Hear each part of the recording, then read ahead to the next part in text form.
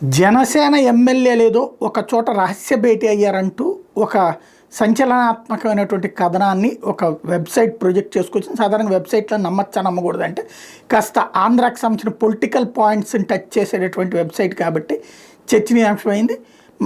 నిజం కావచ్చు, నిజం కాకపోనవచ్చు. బట్ వీళ్ళు ప్రొజెక్ట్ చేసినటువంటి కథనం ఏంటంటే మొత్తం 21 మంది ఎమ్మెల్యేల్లో మంత్రులుగా ఉన్న 3 మినహా మిగిలిన 18 మంది నియోజకవర్గాల్లో తాము ఎదుర్కొంటున్నటువంటి పరిస్థితుల గురించి వివరించేందుకోసం ఆ బెజవాడలో ఒక మీటింగ్ ఏర్పాటు చేసుకుని నాదెళ్ల మనోహర్ని కూడా అందుకు పిలిచారు. నాదెళ్ల మనోహర్ అక్కడికి వచ్చారంటే పార్టీ అధినాయకత్వాన్ని చెప్తే ఆయన పంపించారన్నటువంటిది.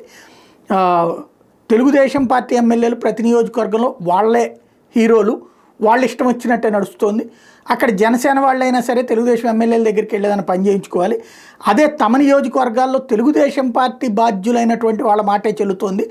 జనసేన ఎమ్మెల్యేల మాట చెల్లుబాటు కావట్లేదు. అధికారులు కూడా జనసేన ఎమ్మెల్యేల మాట వింటలేదు, కేవలం తెలుగుదేశం బాధ్యుల మాటే వింటున్నారు. ఈ ధోరణి కరెక్ట్ కాదు అన్నటువంటి పాయింట్ని మెజారిటీ ఎమ్మెల్యేలు ఆవేదన వ్యక్తం చేశారని. టీడీపీ ఎమ్మెల్యేల నియోజకవర్గాల తరహాలో తమకు కూడా తమ నియోజకవర్గాల మీద పూర్తి పట్టు ఉండాలి, తాము కోరుకున్న అధికారులు పొజిషన్లో ఉండాలి, తాము కోరుకున్నట్టు సాగాలని కోరుకున్నారట. మరి ఇందుకు ఒప్పుకుంటారా లేదా?